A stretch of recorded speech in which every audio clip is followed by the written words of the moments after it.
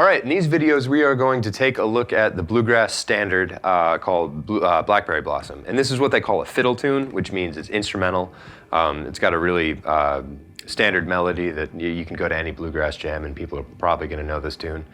The way it works is you've got an A section which happens twice, and then you've got a B section, which is minor, which happens twice. And each instrument plays the melody, and each instrument takes a solo. This one's arranged for guitar and mandolin, and each one has the melody, it has a solo, and it has a rhythm part. So here we go.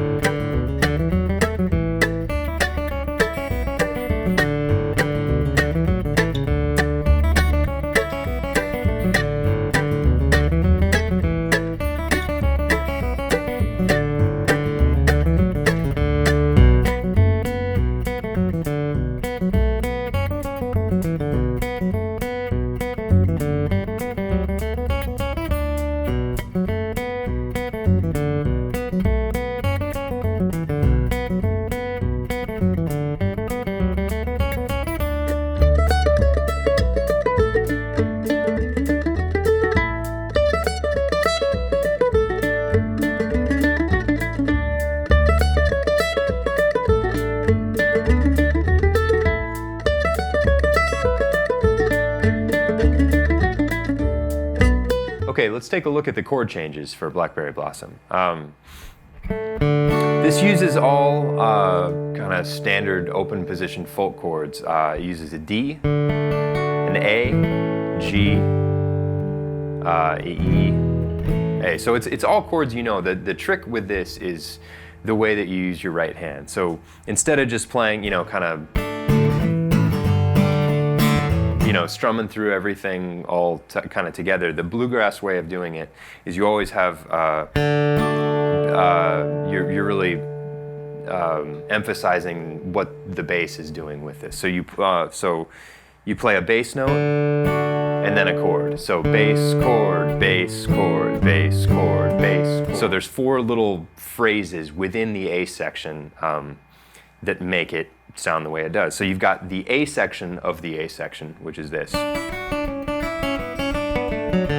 Just that. Then the B section is kind of the wrap up of that, but it's not definitive. It doesn't end stably. It's a little bit unresolved. So here's the B.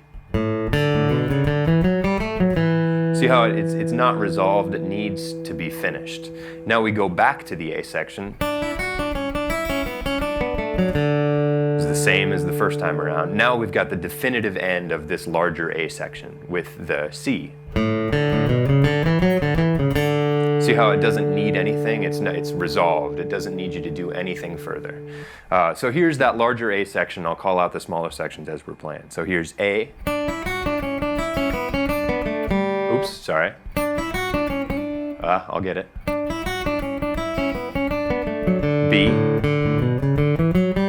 A. C. So here's the whole solo at tempo.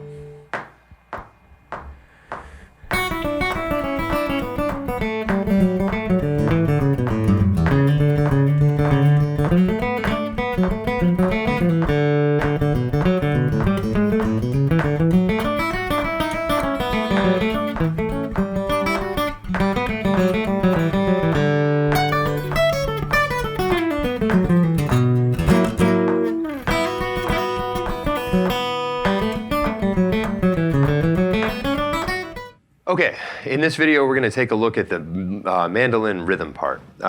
There's really only, in the first section, there's really only 4 chords. It sounds like it's moving around a lot more than it really is. You've got 4 chord shapes that you're using. You've got a D, you've got an A, you've got a G, and then the only other one is an E major. Okay, so this further breaks down into you're really only using 2 chord shapes. Because the D and the E are actually the same shape. It's just moved up 2 frets for the E. And the G, oops, and the A are the same shape as well. So you've got 4 chords. And you've got two movable shapes that you're going to use. So starting with the D, you've got your pinky on the 7th fret of the 4th string. You've got your second finger on the 4th fret of the 3rd string. You've got your ring finger, your 3rd finger, on the 5th fret of the 2nd string, and you've got your 1st finger on the 2nd fret of the 1st string.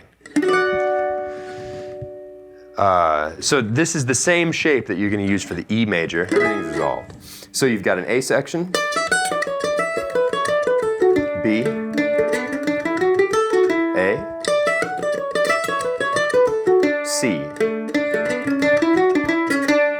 It's a great way to look at the way melodies are composed. These old bluegrass melodies are a great way to look at it. The language analogy really works well. You've got paragraphs. You can break paragraphs down into sentences and words and punctuation and all that sort of thing. So you can kind of think of these melodies the same way. The second main section works the same way. So you've got this. You've got your main theme. We'll call that A of section 2. So here it is again. So here it is in tempo. Here's the whole mandolin solo. 1, 2, 3, 4.